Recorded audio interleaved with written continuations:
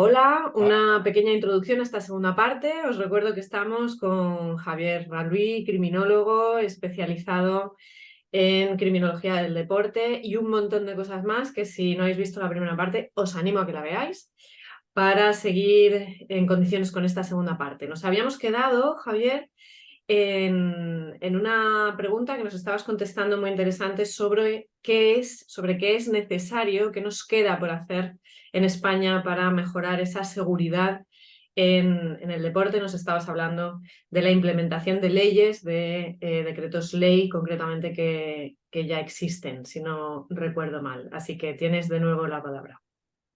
Sí, como decía, el tema del deporte es un área especialmente interesante de actualidad, como tú habías comentado, ahora con el tema de la selección española, con el tema de las federaciones, etcétera. Pero bueno, eso es la punta del iceberg de todo lo que esconde el mundo del deporte, ¿no? Por eso decía y animaba a los compañeros de criminología, a los estudiantes, todas estas mujeres que hay y hombres que hay estudiando criminología, que profundicen en el ámbito del deporte, que es un campo en el que ellos están muy preparados para trabajar y van a aportar muchísimas cosas interesantes por su formación integral. Y vamos, eso es nuestro territorio, que nadie nos quite de nuestro territorio. Más allá de otros trabajos a nivel sociológico y psicológico que han existido en el mundo del deporte, pero hablando de criminalidad de deporte, desde los 90 ahí estamos nosotros, ¿no?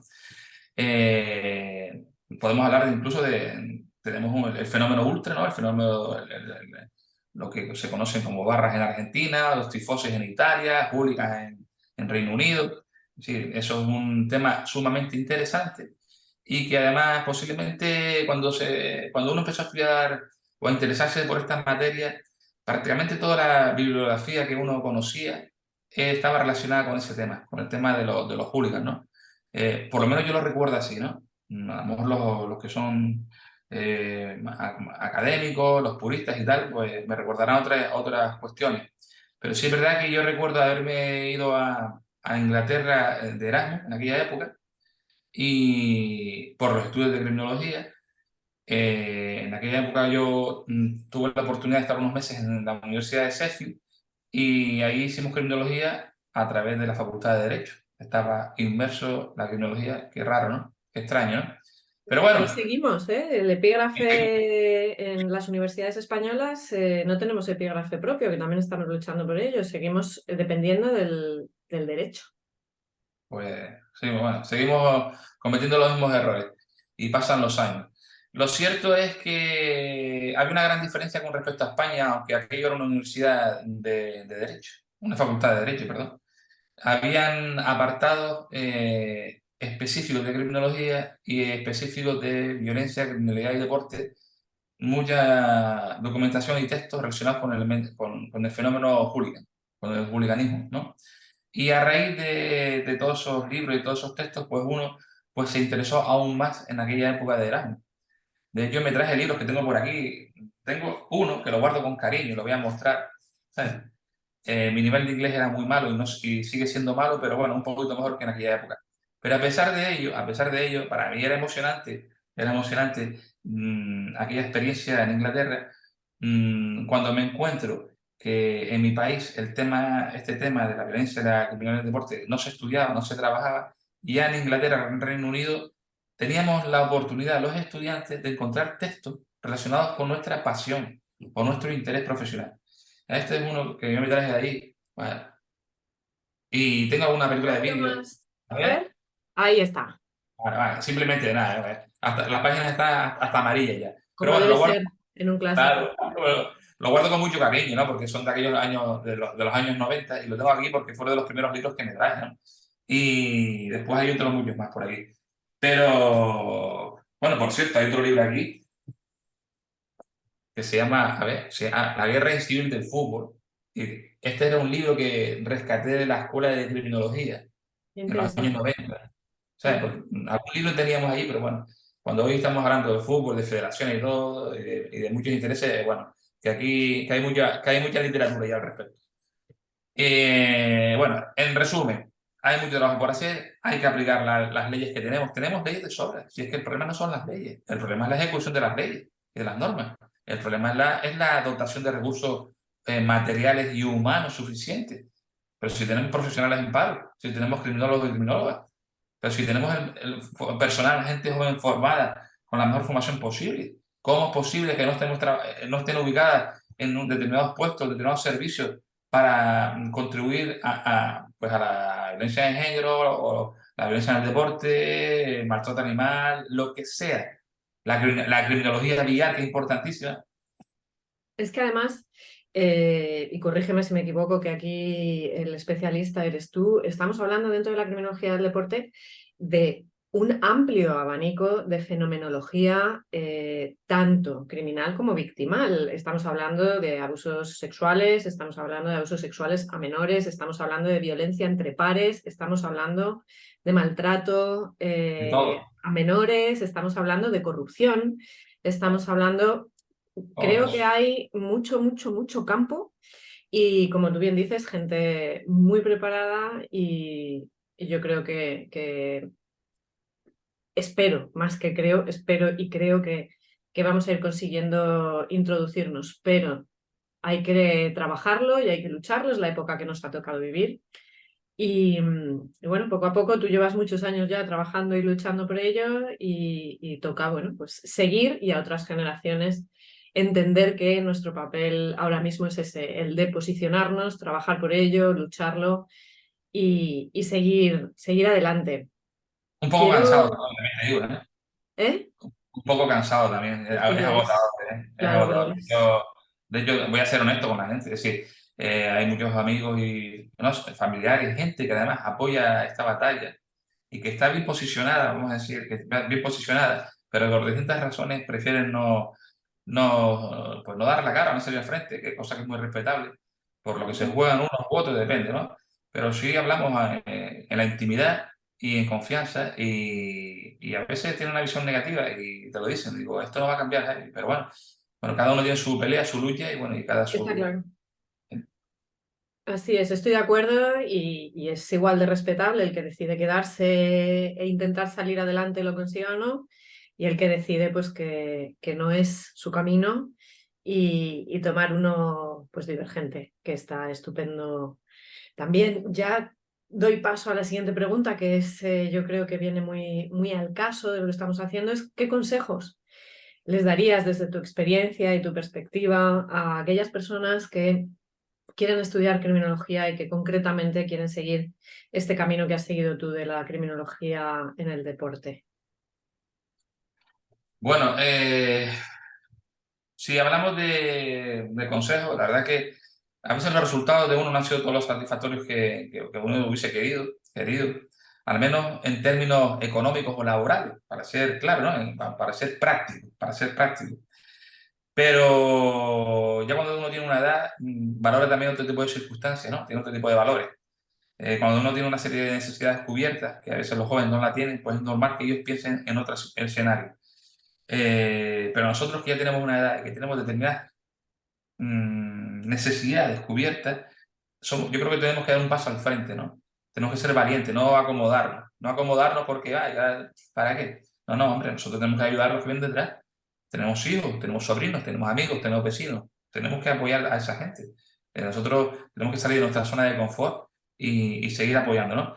Entonces, más allá de lo económico, de lo práctico, de lo material, el consejo es que sigan batallando, que sigan peleando, yo digo, y que además, yo lo digo en tu canal, ¿no? Y lo he dicho siempre, personalmente estoy en una situación en la que colaboro con aquellos profesionales colectivos que realmente uno entienda, ¿sabes? Y altruistamente, es una colaboración muchas veces altruista en la mayoría de las ocasiones. Entiendo que van a dar valor social a lo que están haciendo, van a aportar algo. Entonces, esa huellita hay que dejarla, porque si tenemos una visión tan negativa, tan materialista, es complicado evolucionar, ¿no? Entonces, le estamos dejando a nuestros hijos un panorama, un auténtico desierto moral. En fin, y todo eso al final incide en los niveles de seguridad ciudadana, en la convivencia, y etcétera, etcétera, etcétera. Por lo tanto, cada uno que aporte en lo que pueda. Y el consejo es, no, yo te decía, perdón, yo te decía el consejo, bueno, sí es verdad que creo que alguna vez lo hablamos y no me lo habías preguntado, lo de volver atrás o no volver atrás. Volvería atrás, ¿no? Pero era así una pregunta que creo que habíamos hablado, ¿no? Lo de la pregunta Sí, sí, de... sí, esa era la siguiente pregunta, así que fenomenal, estupendamente hilada. ¿Qué harías distinto si empezaras de cero?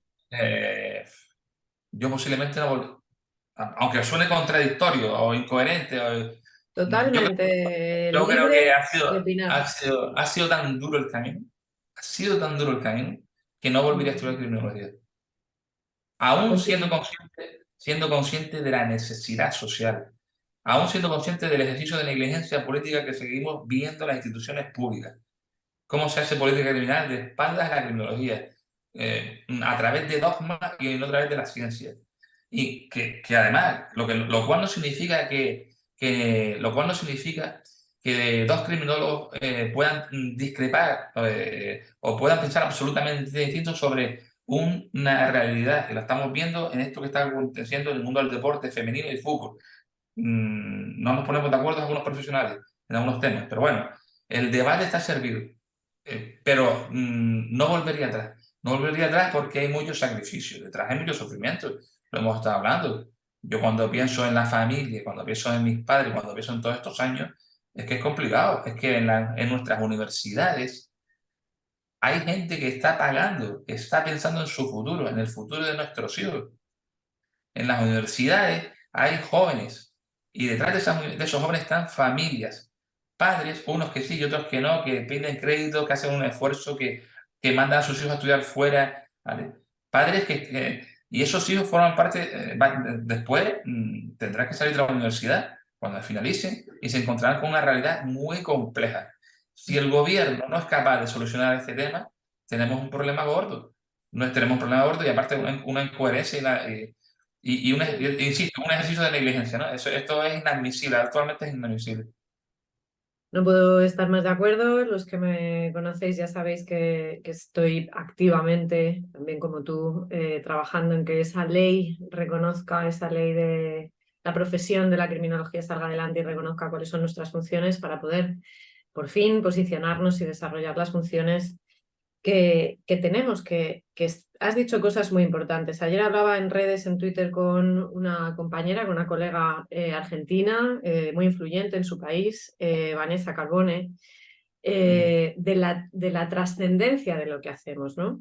Y no me refiero a la gran importancia, que también, sino que hemos elegido un camino que nos trasciende, ¿no? Un poco, quizá como puede ser un sanitario o como puede ser alguien que ha estudiado Derecho. Somos, en el fondo, bajo mi punto de vista, hemos elegido un camino humanista en el sentido de que trabajamos por y para las personas, y eso realmente debería trascendernos, debería ayudarnos a olvidar rencillas quizá entre nosotros, o esa, y es otra cosa, otro punto que me parece muy interesante, que me lo estaba aquí apuntando, esa diversidad de opiniones que me parece que deberían tener cabida y validez, que deberían generar debate, porque para mí ese es el motor del avance científico, poner en duda lo que hasta este momento hemos tenido como certero, como real, y trabajar desde la ciencia y desde el rigor, desde pues esa discusión filosófica que nos lleva a esas hipótesis, y también poner en práctica la ciencia, no solo humanista o no solo social, sino también la ciencia matemática, de la cual también nos podemos servir en ciencias sociales. Entonces, me parece que lo que comentas es muy cierto. Yo te decía al principio, antes de hacer la entrevista, que en este canal todas las opiniones que vienen además derivadas de la experiencia y del conocimiento de cada uno son bienvenidas, que me parece muy rico conocer cuál es la opinión y el camino de cada uno de las personas a las que tengo la suerte de entrevistar, y me parece que lo que estás comentando pues sirve mucho de ayuda también a todas aquellas personas que estén ahora en duda, porque no solo tienen que recibir pues lo que desde quizá determinados puntos reciban, que es el interés por atraparles por una titulación, esta o cualquier otra, ¿no? Entonces, quiero hacerte una última pregunta, aunque me la has respondido nada más empezar, porque la pregunta sorpresa, que no es tan sorpresa porque siempre la hago, es ¿qué habrías estudiado si no hubieras estudiado criminología? No sé si sería veterinaria, Pero Pues no lo sé, porque mira, yo tengo dos hijos ahora, uno acaban, bueno, le quedan un par de años de bachiller, es complicado, o sea, y además después uno va creciendo, y lo que te gusta hoy no te gusta dentro de 5 años, tienes nuevas experiencias, nuevas sensaciones, nuevas emociones, nuevas inquietudes, y eso también es bonito, ¿no? Es decir, que aunque tú hayas estudiado una cosa, mañana tengas una otra inquietud. Bueno, podemos ser criminólogos, pero mañana resulta que pues me interesa pues la agricultura y resulta que... Entonces, yo creo que eso también habrá que valorarlo. Yo voy al margen de esa visión negativa o ese pronunciamiento un poco negativo, por así decirlo, con respecto a si no hubiese estudiado criminología, derivado de estos años de incertidumbre o complejo, ¿no? De lucha constante, ¿no? Al margen de eso, sí es verdad que quiero volver a romper una lanza con la profesión y quiero subrayar por enésima vez la necesidad que hay de que exista la misma, ¿no? De que exista la misma, pero de que existan los profesionales. Tenemos un montón de cuestiones. Yo tengo una experiencia en la administración pública que a mí me ha servido un montón y es el tema del trabajo en beneficio de la comunidad. He trabajado en distintos servicios municipales, en un par de ellos. He trabajado con gente que está cumpliendo medidas judiciales. He estado en contacto con los servicios sociales penitenciarios. Ahí hay una carencia tremenda, bestial, pero bestial. Es decir, los jueces tienen delante en su mesa un montón de sentencias eh, pendientes de ejecución. Sentencias, estamos hablando de tipo penal, ¿no? Estamos hablando de delitos y de delincuentes o de victimarios. Pues claro, ya este es otro debate, ¿no? Aquella persona que comete un delito pequeñito, un delito puntual, tipificado, ya es un delincuente. Eso es otro debate, ¿qué es un delincuente, no? A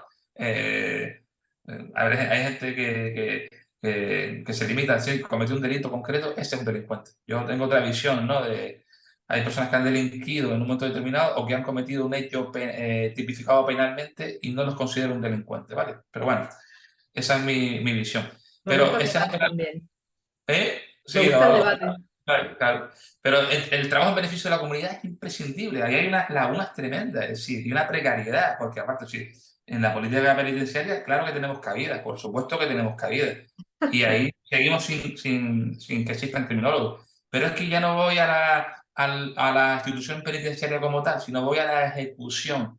Y aquí invito también a los profesionales, analicen cómo se está ejecutando ese tipo de medidas judiciales. Analicen la precariedad y la negligencia más absoluta que hay, el seguimiento que se hace y el análisis que se hace de ese tipo de cumplimiento, de esas medidas, que además hoy en día utilizan ONGs, asociaciones, clubes de fútbol y charangas y pachangas y batucadas para cumplir esas medidas judiciales. Eso ahí, y estamos hablando de asuntos penales. Estamos hablando de sentencias Ese es, condenatorias. ese es otro melón que, si se me permite ser coloquial, que habría que Sí, abrir porque hay muchas funciones de los criminólogos que están siendo desarrolladas por personas que no tienen esta preparación, porque se está dejando cosas que bajo mi punto de vista tendrían que estar quizá más tuteladas por el Estado en organizaciones no gubernamentales, que están haciendo, rompo aquí una lanza, de hecho yo colaboro con una de ellas, que es sí, yo Cruz también Roja, conozco. que están haciendo un trabajo absolutamente maravilloso, pero hablamos de esos equipos multidisciplinares en los que faltamos los criminólogos para dar esa visión, para aportar ese enriquecimiento, etcétera, y el tratamiento, por ejemplo, a las víctimas. Lo que apuntabas que me ha parecido muy interesante al principio también, que no te lo he alabado, te lo alabo ahora. Todas las víctimas necesitan un seguimiento, una especialización. No es lo mismo una víctima de género que una víctima de maltrato infantil, por ejemplo, que una víctima de agresión sexual, que una víctima de una estafa piramidal, etcétera. Entonces, cada una tiene sus características y cada una tiene sus necesidades y bueno, creo que, como bien decías, pues se está dejando en manos de, pues, de otros grupos en los que necesitamos estar, ¿no? Y que en ese Pero sentido. si me lo permite, Victoria, sí es verdad que, claro, es verdad que hay ONG o colectivos, una red social ahí que tiene una estructura sólida y unos recursos económicos amplios, suficientes. Y bueno, pues ahí ese tipo de medidas, vamos a decir que se pueden ejecutar con cierta garantía. Pero es que en la actualidad prácticamente ese tipo de medidas se cumplen en asociaciones vecinales. Se puede cumplir en asociaciones vecinales. Entonces, ¿y esto en qué consiste? En darle un cepillo y una pala, como decimos aquí, o un recogedor, no sé cómo se dirá, depende de cada sitio, y claro, y lo pones, y pones con el cepillo y con la pala a recoger la basura de la puerta de la asociación vecinal. Eso es lo que consiste el trabajo en beneficio de la comunidad. Que no es que me parezca más, es que me parece peor. Me parece peor porque, pues, me parece peor porque detrás no hay ningún tipo de análisis, no hay ningún tipo de estudio, no hay, y además, durante mucho tiempo no se ha fiscalizado ese tipo de medidas. Es decir, esas personas tienen que acudir a esa asociación, tienen que firmar la asistencia lunes, martes de 8 de la mañana a 12 de la tarde. Yo te voy a decir una cosa, mi experiencia en tengo una experiencia positiva, una experiencia positiva. La experiencia positiva es que he conocido gente muy válida haciendo trabajo en beneficio de la comunidad.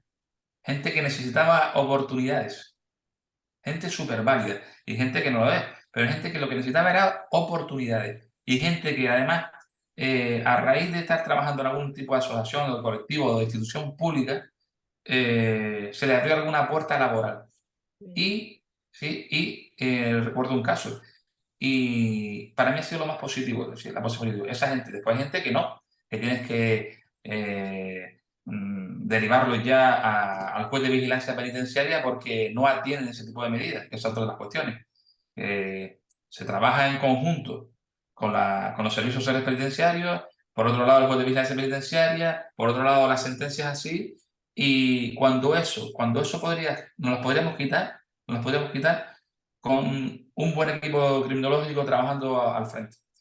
Y, sí quería, antes de acabar, porque sé que me vas a Sí, quitar porque ya, se nos acaba otra vez el tiempo. se nos va a acabar, ¿no? Ahí, ¿cuánto nos queda?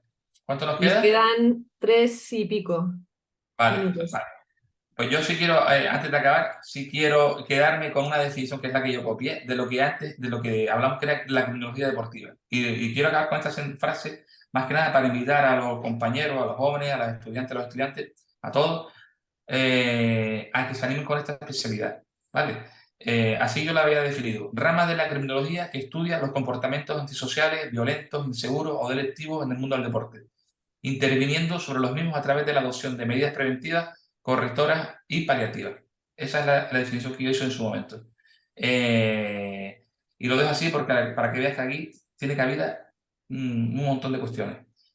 Y importante, en el deporte hay muchos comportamientos que no son violentos, pero seguir trabajándolo.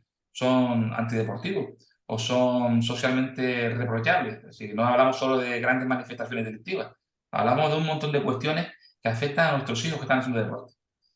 Y lo último, Sí. lo penúltimo, la voz de los menores deportistas tiene que estar presente en las federaciones deportivas. La voz de los padres y las madres no está en las federaciones deportivas. Hasta Eso que es. eso no cambie, no, hay un desequilibrio tremendo. Los padres y las madres de los menores deportistas, que son los que están federados, que están jugando a ese deporte, no intervienen, no forman parte de la política deportiva, ni en las administraciones públicas ni en las federaciones. Y es un déficit importantísimo. Ahora que estamos hablando del Consejo Superior de Deporte, ahora que hablamos de federaciones, ahora que hablamos de abusos, de comportamientos antisociales, reprochables, etcétera, ahora hay que decir que dónde está la participación paterna-materna de los menores de los menores deportistas. ¿Dónde están sus voces? No están en las federaciones. No tenemos ni voz ni tenemos voto. Y eso es una realidad objetiva. Pues efectivamente, no puede ser. Gracias, Javier, Gracias a ti, eh, gracias a ti, gracias a ti. por esta colaboración, además desinteresada. Eh, Nos has dado una visión muy propia y también pues, desde un punto de vista pues, más general de la criminología y concretamente de la criminología del deporte. Te agradezco mucho todos tus comentarios y haber estado aquí hoy conmigo y para todos nuestros oyentes. Seguid a Javier en redes, es muy interesante los temas que va sacando y bueno, pues como habéis podido ver, va sacando temas a debate, que es lo interesante en este tipo de áreas, en la ciencia en general, en la actualidad.